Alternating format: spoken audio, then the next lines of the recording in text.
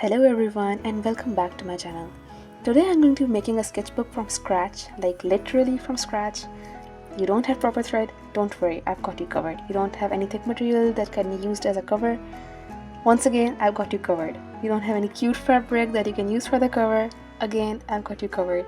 So let's get started. So now let's move on to the materials that we're going to be using. And these are all the things that I used. So there's cardboard paper. This is basically cardboard that was a pasta packet basically. So we use the pasta and we save the packet obviously as artists. Pasta box. If you have like anything like this, you can just use it. It just needs to be a box, and if it's not thick enough, don't worry, we're going to make it thick enough. Next, I have a paper cutter, some ribbon, some paper clamps. I think that these are called clamps, I'm not sure. Some glue. You could use some specific kind of glue, but I just used the glue that I have. This white fabric, and the reason I took this white fabric was because I did not have any cute fabric to use. This was definitely not my first choice, but then I found this and I was like, okay, I'll make use with this. So then I have obviously a needle, a thread, and there's not any special thread. This is just the regular thread that you use for. I almost forgot, the most important thing obviously that you need is the paper, the sketchbook paper that you're actually going to use. So for me, I'm using 300 GSM watercolor paper. This is I think this is hot press. I'm not sure. I've again forgotten which was cold press and which was hot press. So this is the one which did the lesser grain. Now firstly, as you can see here, I have put apart all of that pasta boxes and I'm cutting it down, so turning it into flat surfaces basically. So my target over here is just to cut that pasta box and get it into the desired shape that I want.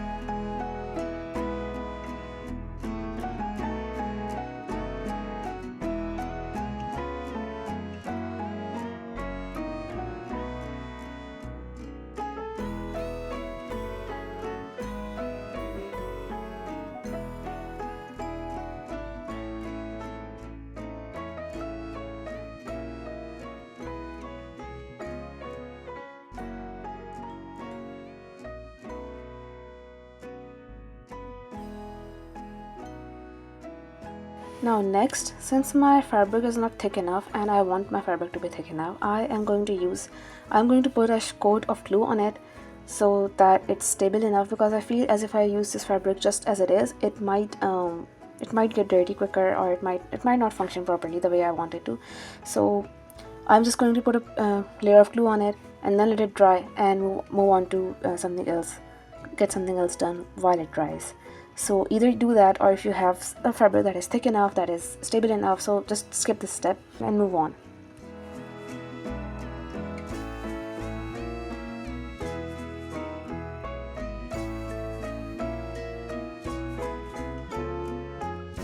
So while the cloth dries, I am going to cut up my paper into the size that I want it to be. The paper that you see over here is actually in size A4, so I'm going to cut it in half, and then I'm going to use that as my sketchbook paper. It would be folded in half, so it would actually become to be a size A6, but I wanted my sketchbook to be in landscape mode rather than portrait mode, and that is why I cut the A4 into half, and then I'm going to fold it. So here I'm sizing it out and just cutting it.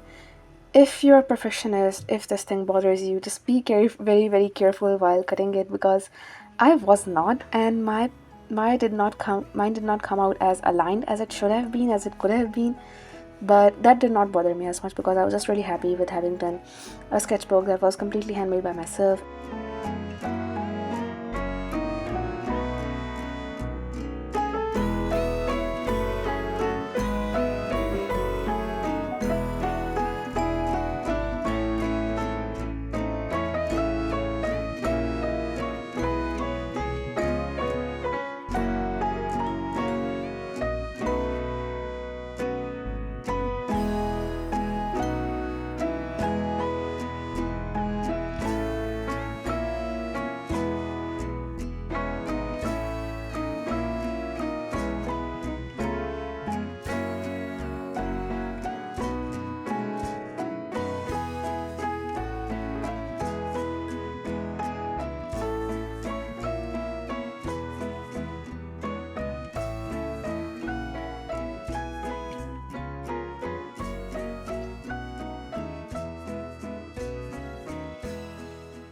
Now nextly I'm just measuring out where I have to fold my sketchbook, because if I just fold it directly, it's going to form some creases that are not going to look beautiful.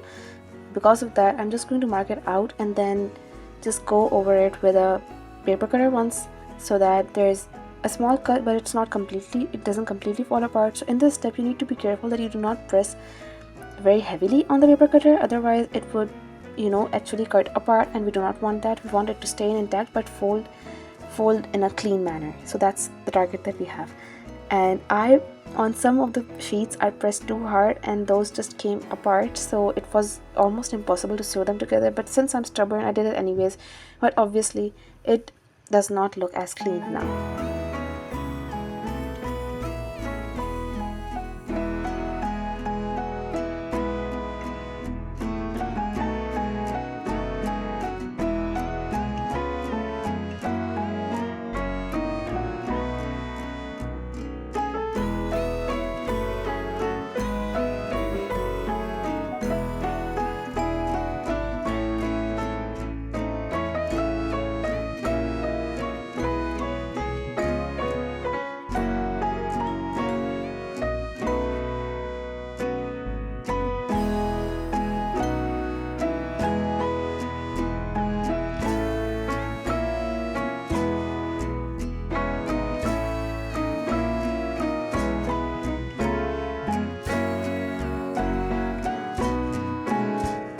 So after this, when we have all of our pieces folded, we are going to mark out where we are actually going to sew the thread from. So first of all, I'm going to mark out the points that I'm going to have to puncture before putting the needle in, because if I just push the needle as I go, it would be difficult and it could make some marks that I don't like. So just puncture out a hole in all of these like I've shown, and then we can get started to the sewing process.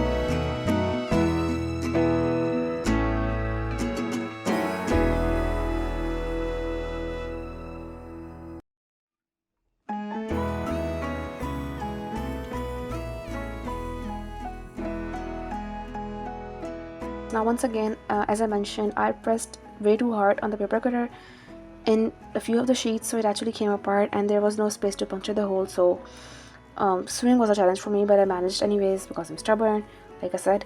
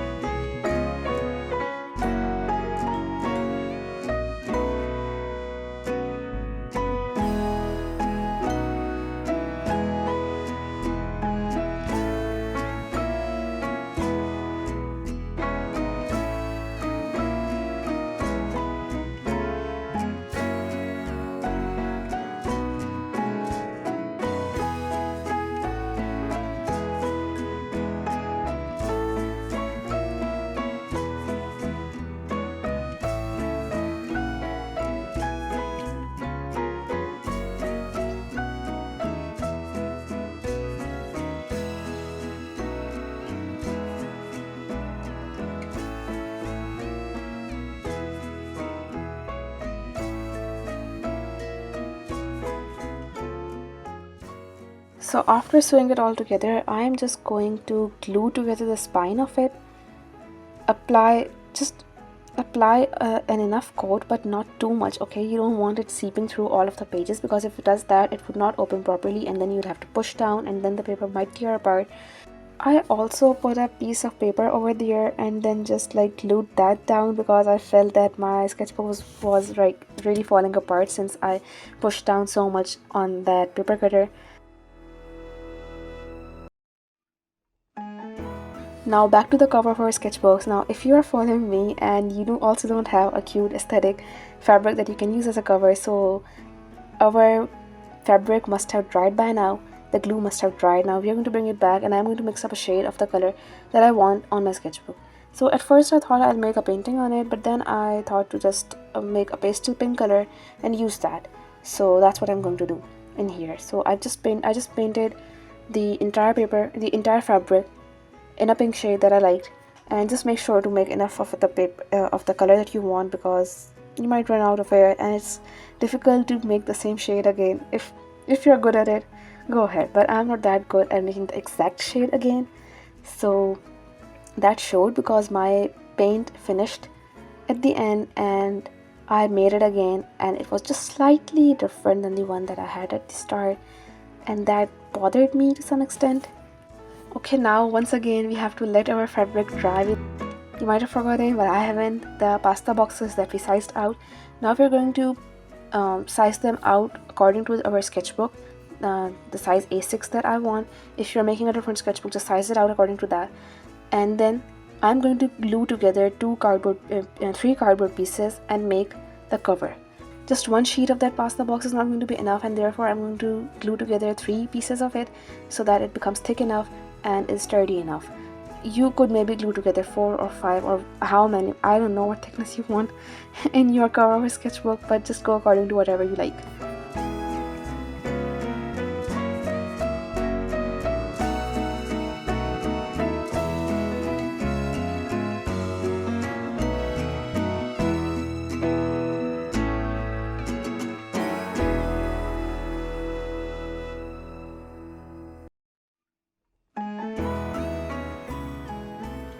This again is one skippable step, but I really like it, so I'm going to put it here. If you have a ribbon lying around, you have to glue it together with the spine before putting the sketchbook together. This is basically going to become our bookmark once the thing is done.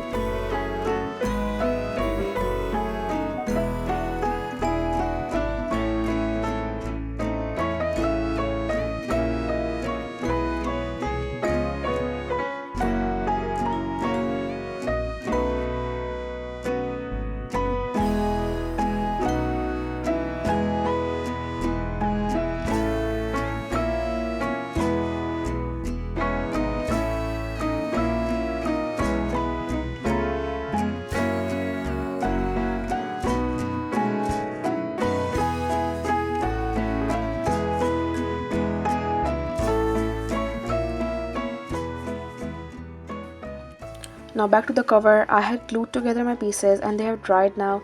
So now I'm going to cut it according to the size of the sketchbook that I want. So do that, and then we are going to put together the entire sketchbook.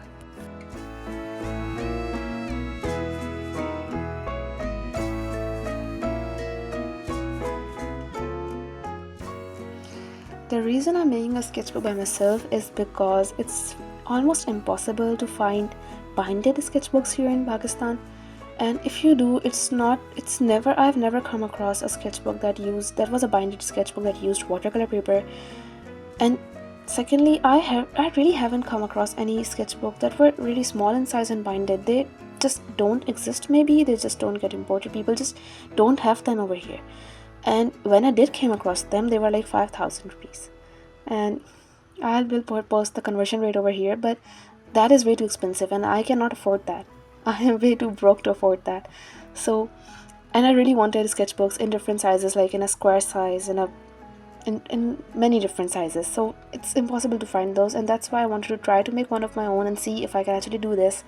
So, and I realized that okay, there are a few mistakes in this, but I can do this. So I will definitely make more sketchbooks in sizes that I want. And by the time that I'm doing this voiceover, I actually have started on my next sketchbook, and I'm really happy with how it's coming together.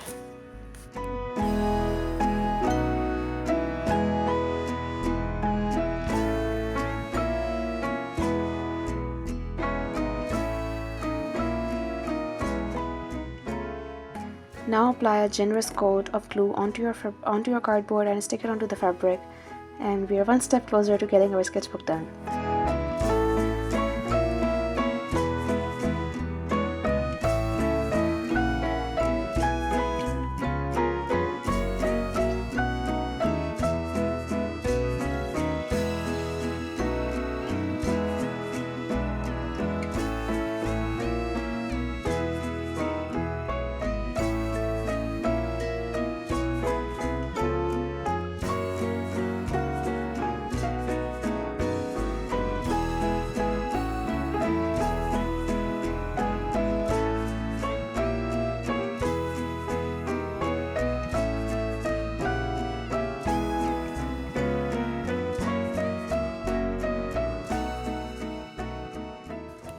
Now cut the corners of your fabric so that it folds in easily. Also, I'm really sorry, but my camera died around this time and I was unable to film some of the process. My camera actually didn't die, I ran out of storage in my phone. So there's that. I do not have a phone with a good storage and it dies sometimes, so that's the biggest hurdle in my art these days, or rather my filming process. Also, I first cut those corners in the wrong angle and it did not fold in properly. I was actually really tired when I made this sketchbook and I did not want to leave the project for the next day because I was really excited to see the end result, and I was extremely tired enough to not see that I've cut it at the wrong angle, so I had to cut those corners again while putting it together.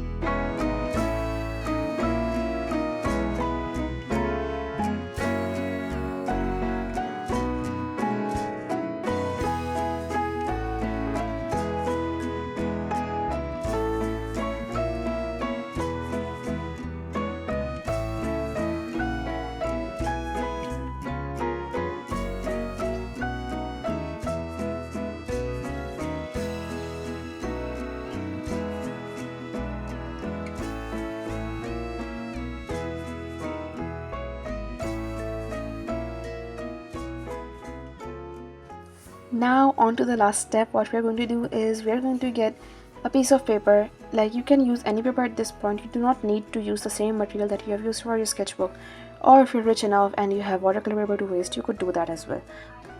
I used cartridge paper for this, so just get a cartridge paper, glue it down on one side and press one side onto your first page and the other side onto the cardboard, onto basically the cover of your sketchbook. Repeat the same process on the other end of your sketchbook, and now you have your sketchbook that is ready to use.